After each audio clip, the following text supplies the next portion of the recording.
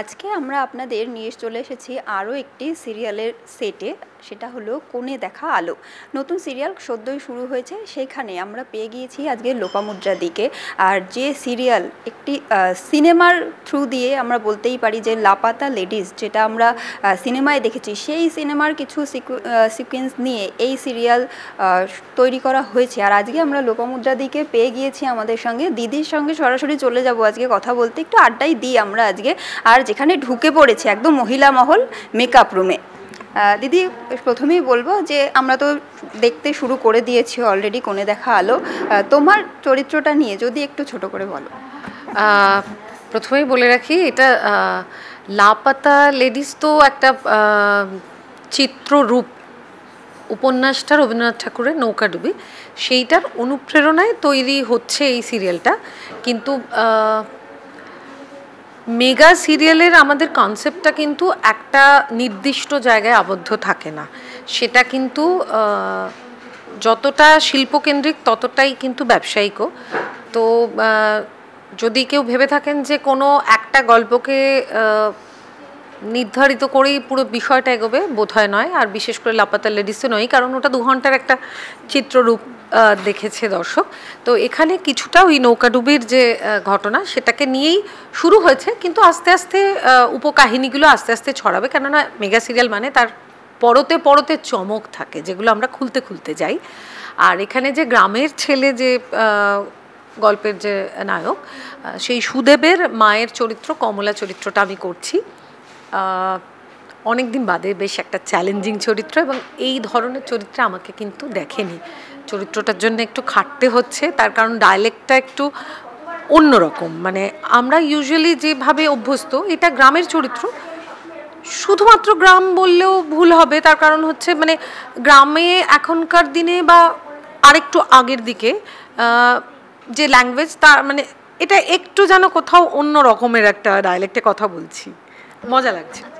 ভাষাটা বলতে মানে কেমন লাগছে? তোমাকে কি শিখতে হলো, না তুমি পারো? না, মানে আমি তো এই ভাষায় তো অভ্যস্ত নই, তবে আমি কিছুটা অ্যাপ্লাই করেছিলাম এর আগে জি বাংলারই আরও একটি সিরিয়াল রানী রাসমণি, সেখানে আমি রামকৃষ্ণের মা হতাম। তো সেখানে এরকম একটা প্রয়োগ সামান্য রেখেছিলাম, কিন্তু ওখানে চরিত্রটা আবার অন্যরকম ছিল। তো একটু আরও এজেড একটি ক্যারেক্টার করতাম, তার জেস্চারগুলো, হাঁটা চলা কথা বলা সবটাই আলাদা ছিল। এটাকে নিয়ে আমার ভাবতে হচ্ছে, যে কারণে আমি এমনিতে আমার স্ক্রিপ্ট যে খুব আগে থেকে দরকার হয় তা নয়, কিন্তু এই চরিত্রটার মধ্যে আলাদা আলাদা কিছু ইনপুট দিতে চাইছি। মানে শুধুমাত্র ডায়ালেক্টেই যে আলাদা করব তা নয়, ওইগুলোর জন্য আমি খুব মানে এসেই খালি বলে আমাকে একটু স্ক্রিপ্ট দাও, আমি কিছু এর মধ্যে কিছু করতে চাই, ওই খিদেটা থেকে যাচ্ছে। আর এই যে যেটা আমরা দেখতে পাচ্ছি যে সিরিয়ালে, যে বউ অদল বদল, এইটা কেমন লাগে? আর কি বলবো, আমি তো একটা ছোট্ট বাচ্চা মেয়েকে পছন্দ করেছিলাম, লাজবন্তী। সে তো মানে ডাকাতি হয়ে রাস্তায় অদল বদল তো হয়ে গেল। ভাগ্যের পরিহাস, মানে ডেস্টিনিকে আমরা যে কখনোই অ্যাভয়েড করতে পারি না, এটাও একটা তার প্রমাণ। তো এসে গেছে অন্য এক শিক্ষিত বউ, কিন্তু সে বউ তো নয়, মানে সে অতিথি হয়েই রয়েছে। সে মাসি পাতিয়েছে আমাকে, মানে আদপে সে বঞ্জি হয়ে গেল। তো সে শিক্ষিত, তার একটা মিশন রয়েছে। সে আমাদের থেকে যেহেতু তার আশ্রয়টা পেয়েছে, উপকার পেয়েছে, তাই উপকারের উপকারটা না ভুলে মানে সে আমাদের জন্য একটু কিছু করতে চায়। মানে বিশেষ করে আমার ছেলেকে শিক্ষিত করে তুলতে চায়, আমাদের কেউ যাতে গ্রামের লোক না ঠকাতে পারে, এই সব নিয়ে আর কি চলছে। আর যেটা দেখলাম সিনে, যে পুলিশ ঢুকে গেছে বাড়িতে, খোঁজ চলছে, তো কি মনে হচ্ছে ধরা পড়ে যাওয়ার চান্স কি রয়েছে? আর কি বলবো, আমাদের বাড়ির পুরুষ মানুষগুলো একেবারে মানে যা তা, দরজা খুলতে পারছিল না পর্যন্ত, সেই তো আমাকে হাল ধরতে হলো। না, বাড়ির মেয়েরা মোটামুটি সামাল দিয়ে দিয়েছে, ধরা পড়েনি। মানে আসলেই যে ও বনলতা সেটা তো ধরা পড়েনি, ও ময়ূরাক্ষী হিসেবেই, মানে আমরাও এখন মোটামুটি ওকে ময়ূরাক্ষী বলেই ভাবতে শুরু করেছি, যেহেতু আমরা তো বেসিক্যালি জানি না যে ও বনলতা। তো না, এক্ষুনি ওইভাবে ধরা কি করে পড়বে? ধরা পড়লে তাহলে ভালো লাগবে? আমি জানি সোশ্যাল মিডিয়াতে অনেকেই আমাদের জানাচ্ছেন যে বউ, যার বউ তার কাছে ফিরে আসুক, ভালো লাগবে। কিন্তু যার বউ তার কাছে ফিরে এলে আপনারা আর কি দেখবেন? আমাদের থেকে আর এক্সপেক্ট কি করবেন? তো থাকবে কিছু তো টাসল থাকবে, যেগুলো আমাদের পরপর সলভ করতে করতে যেতে হবে। আর তুমি তো বললে যে একটা বাচ্চা মেয়েকে তুমি পছন্দ করেছিলে, কিন্তু তার বদলে যে চলে এলো, তাকে তোমার কেমন লাগছে এখন? তাকে কেমন লাগছে বলতে, বেসিক্যালি আমাদের গ্রামের বাড়ির যে চরিত্রগুলো বা আমি যে চরিত্রটা অভিনয় করছি, সেটা তো মানে একটা বাধা দ্বারা গতে বাঁধা একটা মানুষ, যে তাদের কালচারে, তাদের যে সোশিও ইকোনমিক স্ট্রাকচার, সেখানে থেকে তারা ভয় পায়, তারা লোকাচার সমাজ এগুলোকে মেনে চলে। সেই জায়গা থেকে এরকম একটা মেয়ে এসে ওদের চোখের সামনে থেকে ওই মানে কি বলবো, মানে আমরা যে অশিক্ষিত লোকজন তাদের চোখের সামনে থেকে ওই যে পর্দাটা সরিয়ে দিচ্ছে, মানে মনের মধ্যে কোথাও একটা আশার আলো জাগলেও ওই সামাজিক ভয়েতে না না না না করতে হবে না বাবা, না না করতে হবে না, আমরা যেমন আছি দিন খাওয়া ওইভাবেই থাকি, এরকম একটা কিন্তু হয়তো কোথাও একটা ফেথ আসছে যে হ্যাঁ এ আমাদের কিছু হয়তো ভালো করছে, কিন্তু তারপরেই আবার চিন্তা ভাবনা, না না না না তাহলে আমার ছেলের আর কোনোদিন বিয়ে হবে না, এরকম আর কি। আচ্ছা, এইটা আমি নিজে প্রশ্ন করতে চাই তোমাকে, যে গ্রামের মেয়ের চরিত্রে এখন যেরকম দেখানো হয় যে সে পড়াশুনো জানে না, বা সে তার বরের বাড়ি এসেই পড়াশুনো শিখছে, বা একটু মানে ডাউন দেখানো হয়, তুমি এটাকে কেমনভাবে দেখো? এখন কি মনে হয় যে আজকালকার দিনে গ্রামের মেয়েরা এরকম এখন আছে? না না, আমি যাকে পছন্দ করেছিলাম লাজবন্তী, সে কিন্তু মানে গ্রামের ওই জেলার মধ্যে প্রথম হয়েছিল, সে পড়াশোনায় যথেষ্ট ভালো, মানে সেটা আমরা জেনেই ওকে আনছিলাম। ইভেন আমার যে মেয়ে দেখানো হচ্ছে সেও মোটামুটি একটা পড়াশোনা করছে। হ্যাঁ মানে আমার ছেলে যে নায়ক, সে একটু ভোলা ভালা হাবা, ঠিক আছে, সবার দ্বারা তো সবটা সম্ভব না, ওর দ্বারা পড়াশোনাটা হয়নি। গ্রামের নারায়ণ মাস্টার একজন আছেন যে সবাইকে মানুষ করে ফেলতে পেরেছে, আমার ছেলেটাকে লেখাপড়া শেখাতে পারেনি, তো আশায় আছি এই ময়ূরাক্ষী এসে ওকে হয়তো করবে না, ওরকম এখন বিষয়টা নয়। আস্তে আস্তে শিক্ষার প্রসার ঘটছে, কতদিন আর মানুষ চোখ বুঝে থাকবে। আর আমরা আজকে মেকআপ রুমে রয়েছি, মেকআপ রুমটা এখন একটু হয়তো ঠান্ডা, অন্য সময় কি এখানে আড্ডা চলে? কি করো তোমরা? প্রচণ্ড আড্ডা চলে, মানে জমজমাট আমাদের মেকআপ রুম। আমাদের বাড়ি যখন গ্রামের বাড়ি থাকে তখন লোক সংখ্যা একটু কম থাকে ঠিকই, আর শহরের বাড়িতে তো প্রচুর লোকজন রয়েছে, তবে গ্রামের বাড়িতে আমাদের এখানে তাস টাস খেলা চলে। আমি তো এখানে মানে ময়ূরাক্ষী গল্পে যেরকম আমাদের টিচার, সেরকমই অফ স্ক্রিনও আমাদের ও তাস খেলা শেখাচ্ছে, মানে জমিয়ে আমি তো উনো বলে একটা খেলা মোটামুটি একটু শিখলাম, আমি খুব ইন্টারেস্ট পেয়ে গেছি ওটাতে, আমি আমার বাড়ির লোককেও শেখাবো এরকম একটা ভেবে ফেলেছি। আচ্ছা, আর এমনি খাওয়া দাওয়া মজা করা সব এখানে, এই তো দেখতেই পাচ্ছ, মানে বড় টেবিল রয়েছে সামনেই, আমরা সব একসঙ্গে এখানে খেতে বসি, কারুর বাইরে থেকে খাবার এলো, আমার যেমন বাড়ি থেকে খাবার আসে, এরকম আর কি, সব মিলিয়ে মিশিয়ে এখানে দারুণ হই হুল্লোড় মজা। কিন্তু তার সঙ্গে কাজেরও প্রচুর চাপ আছে, যেহেতু এটা 45 মিনিটসের এপিসোড হয়, সেই জন্য একটু ভালোই চাপটা থাকে। আর এখন যদি আমি একটু সিরিয়াল থেকে একটু সরে যাই, তুমি একসময় সঞ্চালনাও করেছো এবং তুমি আকাশবাণীর সঙ্গেও যুক্ত ছিলে আমি যতদূর জানি। হ্যাঁ, দূরদর্শন। তো তোমার সেই এক্সপিরিয়েন্সটা কেমন ছিল যদি একটু বলো? হ্যাঁ, মানে আমি আমার জীবনের সবকটা দিককে এক্সপ্লোর করতে খুব ভালো লাগে।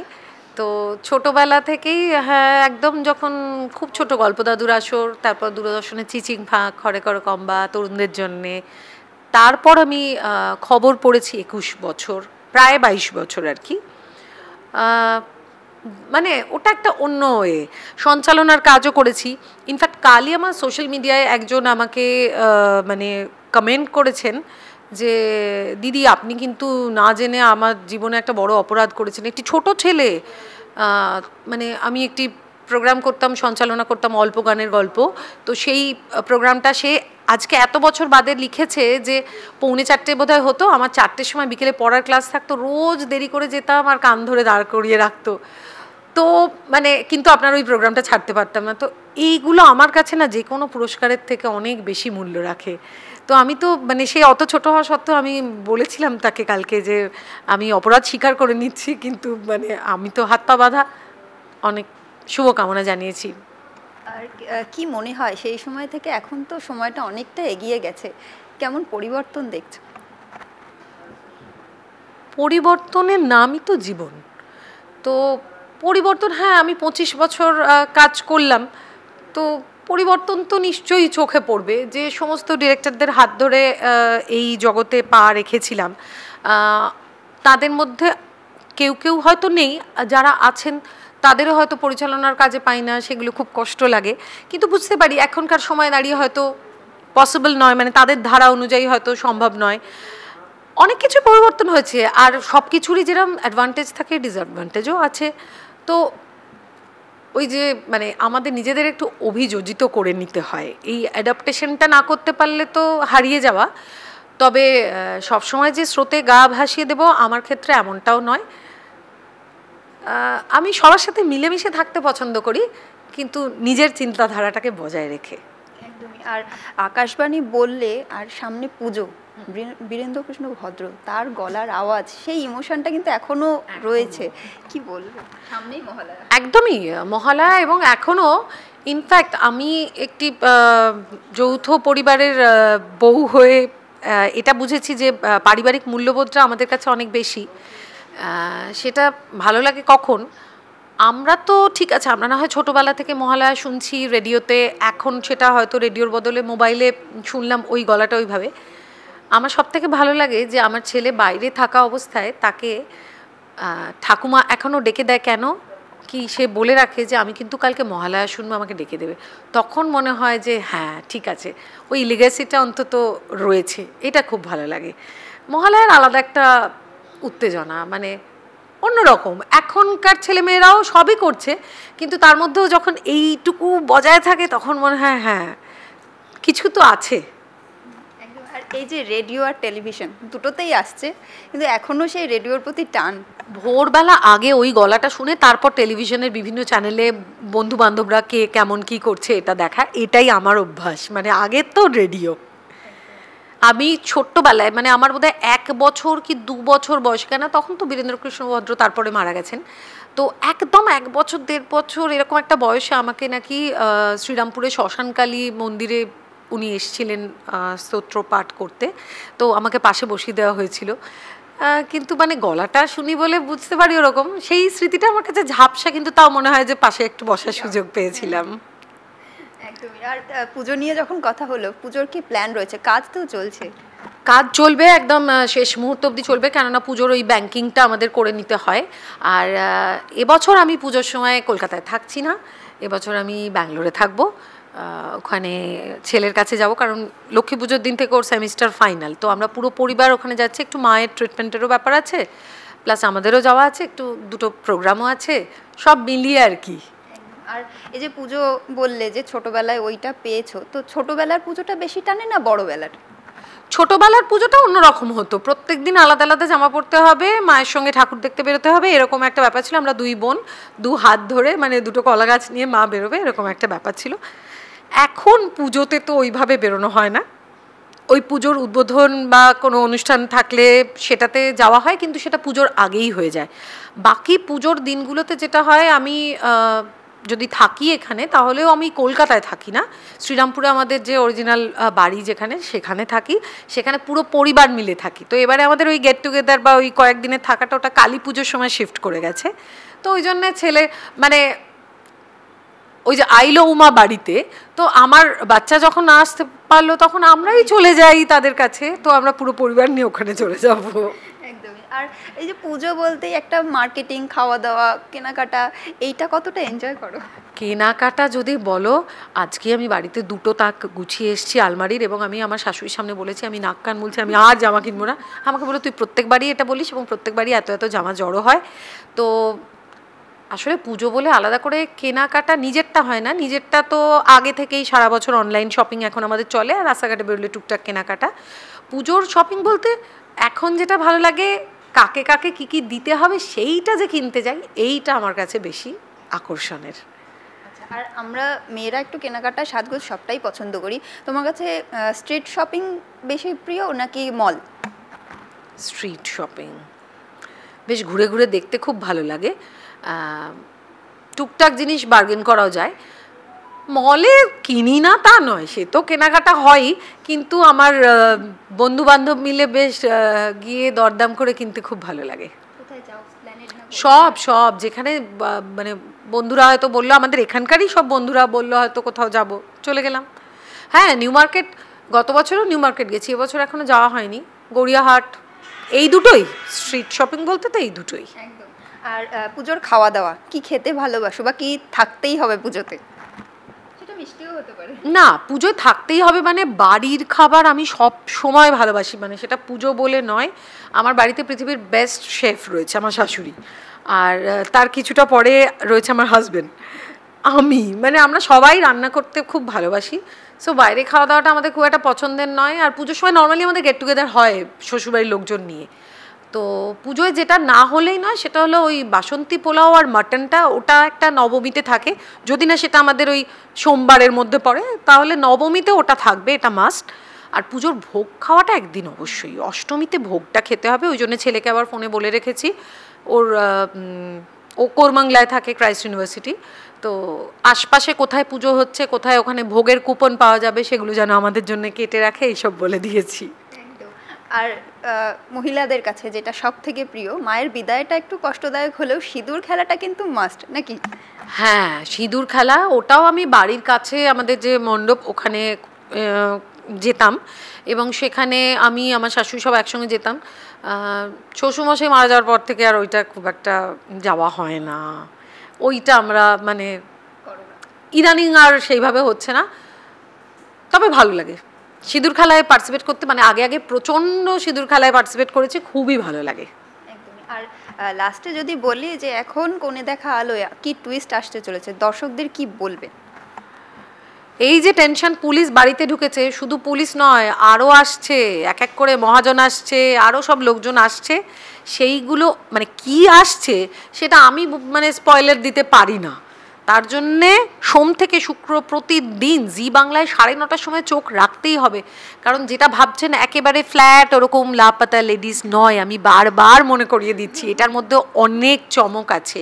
মানে শুধু যে আমাদের ট্র্যাক বলছি তাই নয়, কারণ আমার বৌমা লাজবন্তী, সে তো অন্য জায়গায় চলে গেছে বেচারা, তারই বা কী দোষ। আর এই যে বনলতা, সে তো একটা মিশন নিয়ে রয়েছে, সে তো তার ক্যারিয়ারে কিছু একটা করতে চায়, মানে রোজগার আটপৌরে এই জীবনটা তার কাম্য নয়। তো প্রত্যেকের স্বপ্ন কিভাবে মানে স্বাধীন হবে সেটা নিয়েই তো এই গল্প। তাই দেখতে হবে প্রত্যেক দিন 9:30টার সময় জি বাংলায় কোণে দেখা আলো।